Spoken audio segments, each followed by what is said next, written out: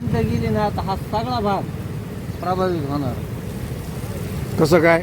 हो, आता ही भिंत केव्हा 10 वर्षापूर्वी 15 वर्षापूर्वी बांधलेली असून म्हणजे साधारण अलीकडच्या काळातली ती भिंत. अलीकडच्या जरी काळात असली तरी संभाव्य परिस्थिती लक्षात घेता बिंदुसरीचे जेवढं पात्र आहे, हा. आता अनेक ठिकाणी भिंत बांधण्याची गरज आहे. अच्छा. म्हणजे थेट कंकालेश्वर मंदिरापासून हम्म. तर थेट कृष्ण मंदिरापर्यंतचा जो भाग आहे, हा. या ठिकाणी संरक्षण भिंती ठिकठिकाणी उभारणं. आणि आपला हा इकडचा जो भाग आहे रामतीर्थचा, तिथेही काही भिंती हे येतं. जे आहे हा सुद्धा हे जे पात्र हे आत्ता नंतर भरलेलं पात्र आहे, परंतु हे पात्र त्या पात्र्याच्या शेडपासून पलीकडे काढण्यात आलेलं होतं. परंतु हे म्हणजे हे समोरची जागा जी दिसायली हे भराव आहे का नदीचा भाग आहे? हे भराव आहे, हा नदीचा भाग आहे, पण याच्यावर भराव घातलेला आहे. अच्छा. मुळात हे पात्र खूप मोठं होतं, परंतु या ठिकाणी भराव घातल्यामुळं हे सगळं पात्र कमी झालं आणि पाण्याचा दोंडा जास्त झाला. त्यामुळं संभाव्य परिस्थितीत समोरचा जो भाग आहे त्या भागाला याचा धोका होऊ शकतो भविष्यामध्ये. त्यामुळे या ठिकाणी संरक्षण भिंतीची गरज आहे ठिकठिकाणी. या मोंढा रोडकडे येणाऱ्या स्मशानभूमीच्या जवळही संरक्षण भिंतीची गरज आहे. या ठिकाणी सुद्धा संरक्षण भिंतीची गरज आहे. आता इथं सावतामाळी मंदिर मोठ्या प्रमाणात मोठं मंदिर प्रतिष्ठान झालेलं आहे, या ठिकाणी देखील संरक्षण भिंतीची गरज आहे. जरी हा नाही रस्ता संरक्षण भिंत ठीक आहे हो, पण नदीचं पात्रच मुळात जर एवढं रुंद झालं असेल तर संरक्षण भिंत काम करील का काही? नदीचं पात्र हे ज्या पद्धतीनं आधीपासून आहे त्याच पद्धतीनं पाहिजे. नॅचरली निसर्गाचा नियम काय आहे, पाणी हे कोणालाही ऐकत नाही, पाणी कुठेही थांबत नाही. त्यामुळं त्या ठिकाणी संरक्षण भिंतीची गरज आहे.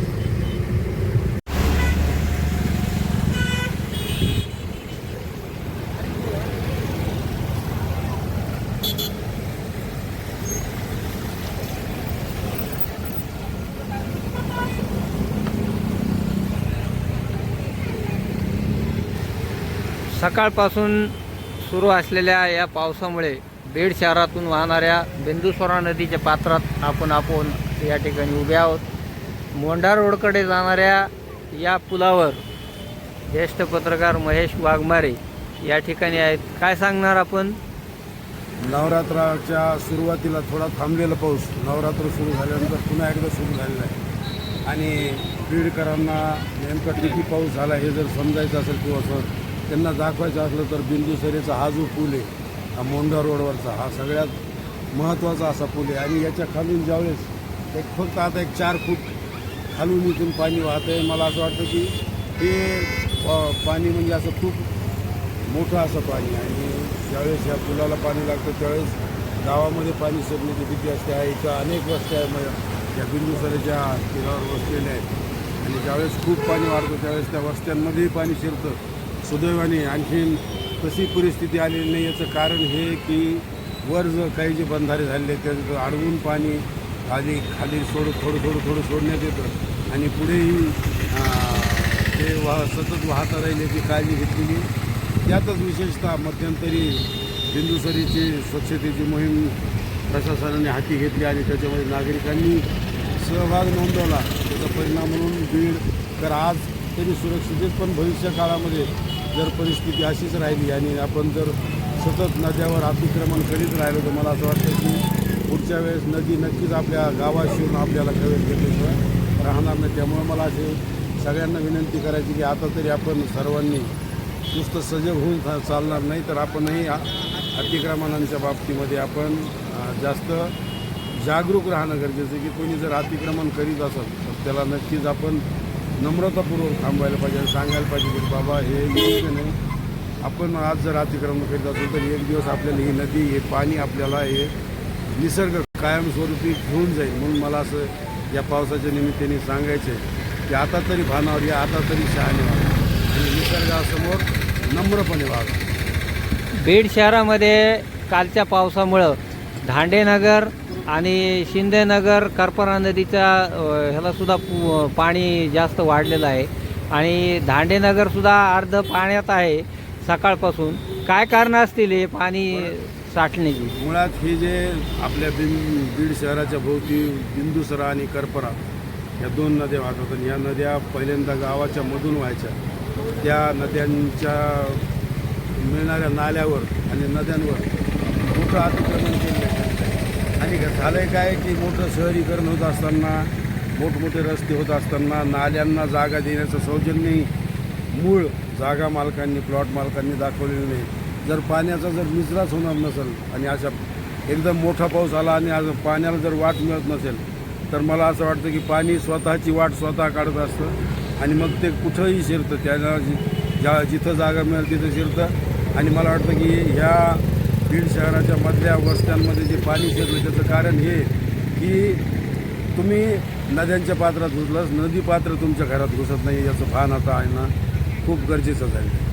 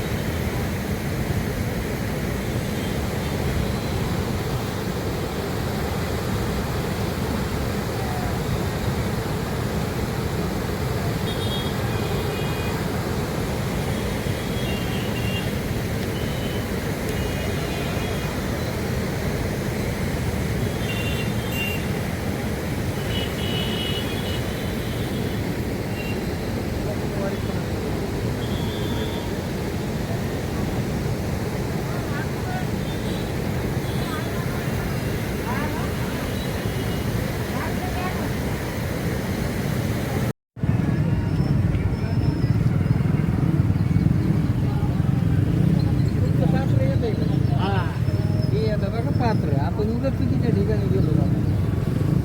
हे आता बघा पात्र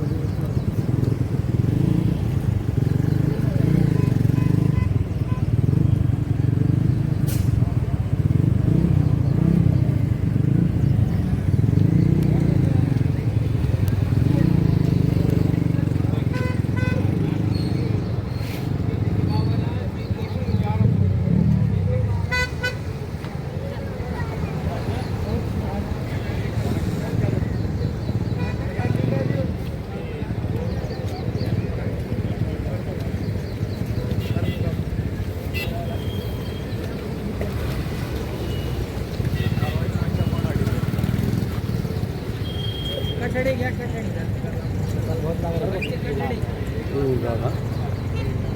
वरचे कठडे घ्या. हा ते जे कठडे आहेत ना ते कठड्यापासून या इथपर्यंत घ्यायचे.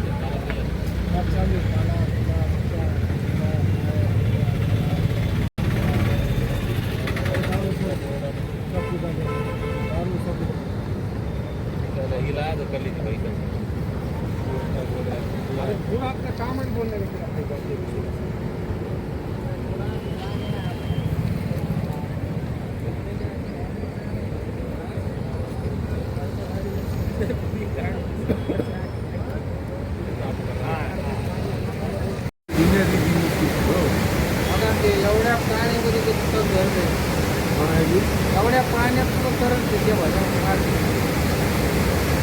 पाण्याचं वेग बघा तिथं जेवढा दिसतोय त्या धरणामध्ये जेवढा बघितला तेवढा तिकडे वेग. इनके ना कैमरे अलग रहते हैं, वो जूम आते हैं. हाँ वो तुमने देखे होंगे ना आने वाले प्लान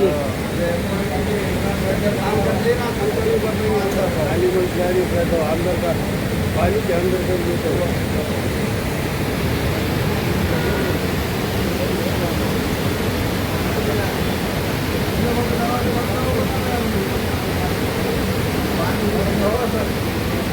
फिर आप मुझे पानी आ गई